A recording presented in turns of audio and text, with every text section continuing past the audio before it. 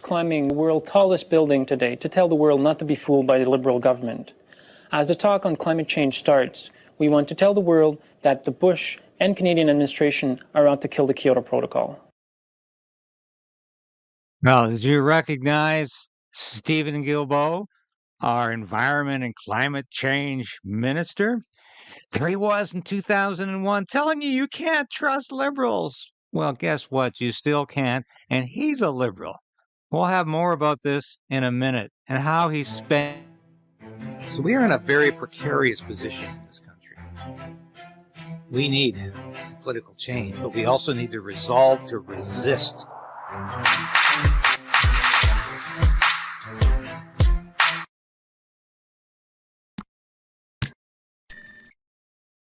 Yes, please do like my cat Sasha is indicating there. Ring the bell.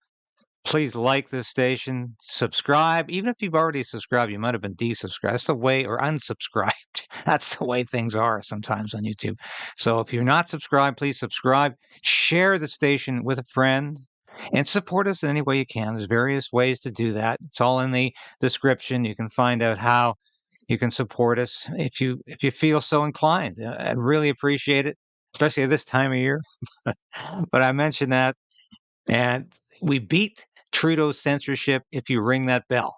If you get on that at the beginning of the broadcast, we beat Trudeau's censorship, and that's one of the huge reasons I'm doing this. Is I believe in free speech, and I believe we have to combat censorship in all of its forms that the Trudeau government is trying to shove down our throat.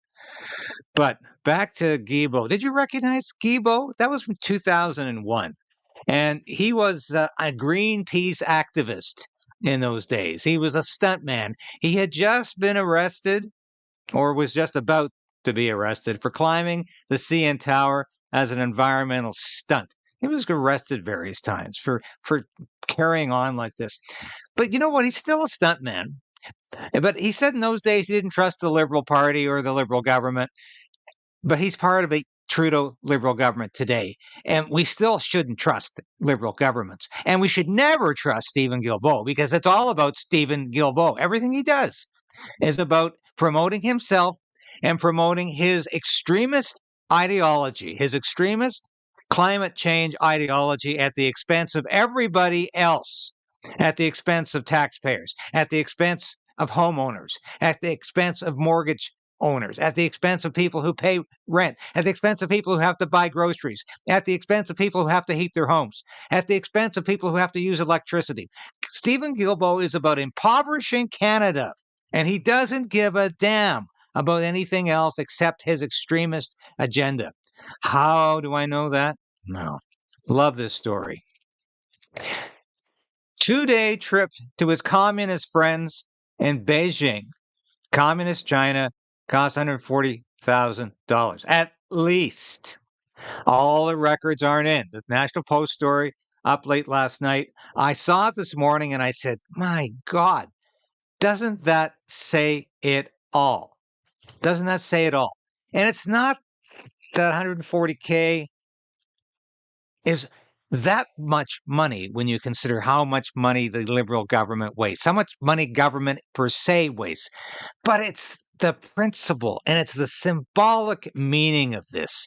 Here's a guy who's always telling you, you've got to sacrifice. You got to turn your lights off. You've got to freeze this winter. You've got to be able to not drive your car or travel by air.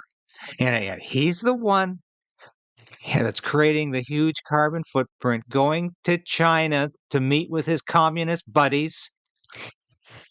And he's flying overseas, and he's eating at the best hotels in Beijing.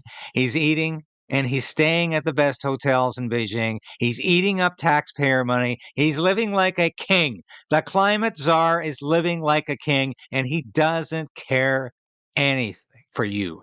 He could not care less how much money it costs, because he's so special.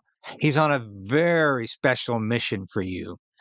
He's out to save the world from climate change. And it doesn't matter how much it costs. It doesn't matter what kind of a hypocrite he looks like. Increasing his personal carbon footprint, well, it's 10 times 100 times, 1,000 times the carbon footprint that you are allowed to create when you can't buy gas, when you can't heat your home, you can't even turn your lights on because of the carbon tax, and because he wants you to hit net zero by 2025. Yeah. And 2030, there's more restrictions on the way. It keeps coming and coming and coming.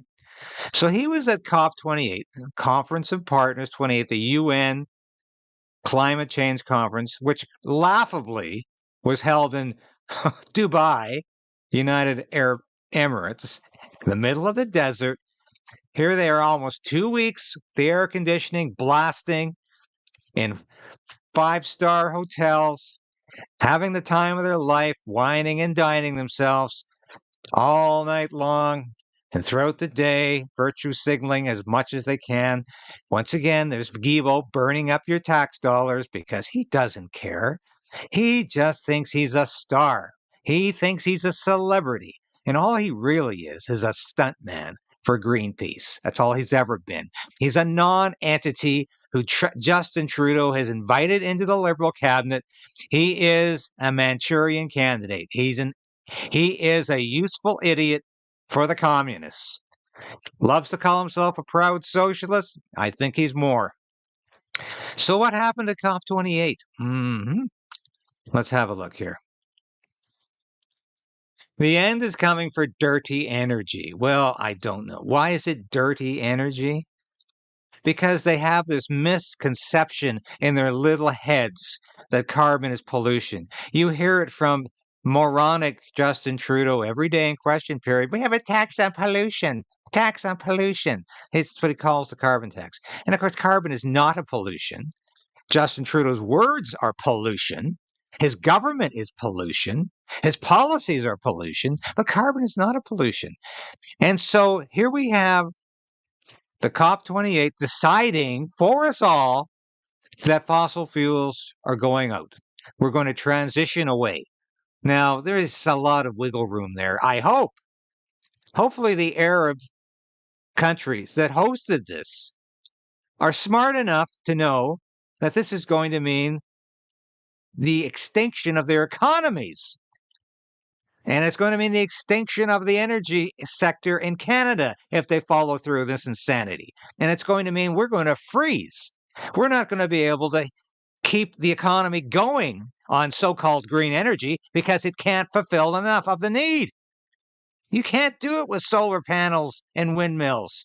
All you're accomplishing is improving the Chinese economy that manufactures most of the solar panels, and you're killing birds. And the windmills on the coast in the ocean are killing whales. So, ironically, Greenpeace, which used to be about saving the whales, is killing the whales now with its extremist climate change policies. And Guilbeault is at the forefront of that. What a hypocrite. Let's listen to him talk here, if you can stand it. Listen to him talk about all the wonderful things that came out of COP28 this year. It did take a bit more time to prepare this than we had initially anticipated, because it's a first in Canadian history. No government has ever put in place regulations to ensure that the oil and gas sector reduces its overall pollution. It's never been done. And in fact, not only has it never been done in Canada, we're the first oil and gas producer in the world to do that. And I've been talking to many of them here in Dubai at COP28. And it's so unique that the COP28 president put out a publication congratulating Canada for doing that. The same president who runs an oil company? Yeah, that would be the same president who runs an oil company. So I hope they put a bit of wiggle room in this resolutions so that their economies don't die. But of course, they're looking after themselves. But Guilbeault's not looking after the Canadian energy sector or all the oil and gas producers in Alberta and Saskatchewan, because he's basically written that off. They had better knuckle under to his net zero provisions, his net zero dictate, or else. And he keeps talking blithely about how, well, you know what fighting climate change is all about? It means turning off the lights. It means shutting off the natural gas. It means not being able to get gas at the pump. It means shutting off home heating fuel. And believe it or not, the panacea that's going to keep us warm in the Canadian winter, the heat pump. If you haven't seen Justin Trudeau's video trying to sell heat pumps to you, watch it because it's not only comical, it's pathetic. You know, maybe a couple hundred people actually watched it. So go ahead, boost his numbers by a dozen more. But the point is, it is ludicrous. He's trying to sell heat pumps as a way to avoid buying fossil fuels. And heat pumps don't work in temperatures below minus 15 degrees Celsius. It means they don't work in Canadian winters. And here's Justin pretending he's installing a heat pump, showing you how it works. And it is really embarrassing to watch. But he's lying, as he lies about everything. Carbon is not a pollution. That's a lie. And heat pumps will not be able to replace fossil fuels. Heat pumps will not keep Canadians warm in the winter. He says they will. That's a lie. Trudeau lies chronically and consistently about a lot of things, but especially about energy and especially about the economy and a lot about climate change. So we focused on Guilbeault today. Why did I bring this to you today? Because I saw this article and I said it's just so emblematic of how corrupt the Liberal government is. How it just doesn't give a damn what it does with your money. And how they all talk about what wonderful work they're doing on behalf of Canadians, on behalf of Canada, on behalf of the climate. But all they really want to do is live like kings. Spend taxpayer money and live in luxury while you have to sacrifice, while you have to do without, and while he's destroying good Canadian jobs and imagining that there's some sort of green energy panacea out there that's going to be the solution for everybody. He knows that's a lie. He knows it's fraudulent, but he doesn't care because it's all about Steven Guilbeault. It's all about Justin Trudeau. It's all about keeping this Liberal government alive and continuing to sell the lies that only Justin Trudeau and Steven Guilbeault together can tell you. So this is an insult to your intelligence that they had to go to China to cozy up to a communist China regime that produces 33% of the global greenhouse gas emissions, by the way, while Canada produces 1.3%. And they have no intention of reducing that because Steven Guilbeault thinks it's a good idea. And Guilbeault has no leverage with them at all. They just view him as a fellow traveler who is undermining Canada, who's undermining Canadian democracy, who's undermining the Canadian oil sector, and who's undermining Canadians, who's making them poorer, who's making them less able to work, less able to travel, less able to function in society. That's how the Chinese view Steven Guilbeault, as a willing partner in their enterprise to undermine our democracy. So Guilbeault is a hypocrite. Guilbeault is spending your money like water, and he doesn't care. But it's time to expose that, and that's what I'm doing today. Because, yeah, it was one trip, but Guilbeault is committed to spending taxpayer dollars to support the Liberal government, and he's not saving the world from climate change. He's not preventing forest fires or floods. It's all a farce. His carbon tax is a farce that is punitive. It's taking money out of your pocket, and it's not helping to bring down the levels of fossil fuel use because, quite frankly, nothing will until there's a valid alternative. We need fossil fuels to function as a modern economy, to heat our homes, to drive our cars. Otherwise, we'll be living in caves. And believe it or not, the Liberals are actually encouraging people to use wood pellets to keep warm this winter. And what produces more CO2 emissions than anything else? It's got nothing to do with that. It's got everything to do with impoverishing the country. The whole climate change agenda can be boiled down to that very succinct point. It's about making you poorer. That's their plan. So thanks for watching today. I'm going to put on my pitch here at the end. I haven't put it on in a while.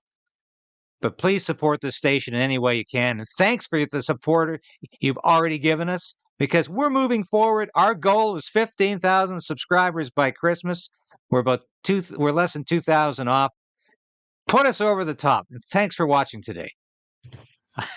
Hi, this is David Crayden from Crayden's Right and Stand on Guard. Join the resistance. Resolve to resist. Become a member of this station. I've been practicing journalism in one form or another for over 30 years. I've worked in print, radio, and television for a lot of prestigious publications and media outlets. I was an Armed Forces Public Affairs officer. I worked in Parliament Hill. I know how Ottawa works, and I know how corrupt federal government can be. But you can play a part in opposing Justin Trudeau's government and Justin Trudeau's plans for Canada. You can become a part of the Crayden's Right resistance. Now, I urge you today, please support this station in any way you can. Ring that bell, subscribe, because that ensures you're at least going to continue to be able to watch these episodes. You'll beat the algorithm. But more importantly, I need your financial support. I hate to ask, but that's what I'm doing. I made a decision to pursue independent media because I believed it was the best possible route for me to take as a journalist and as a concerned citizen of Canada. So you can become a part of that. And at only $5, you can become a part of that on YouTube, on Substack, and with Buy Me a Coffee, a one-time donation. But I need your support. And from the bottom of my heart, I thank you. If you've already done that, if you're already supporting the station, thank you. But if you haven't, make that decision today.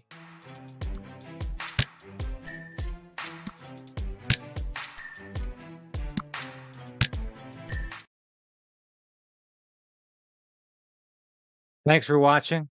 Thanks for being a part of the broadcast. And I'll be back in about an hour with our live from Parliament Hill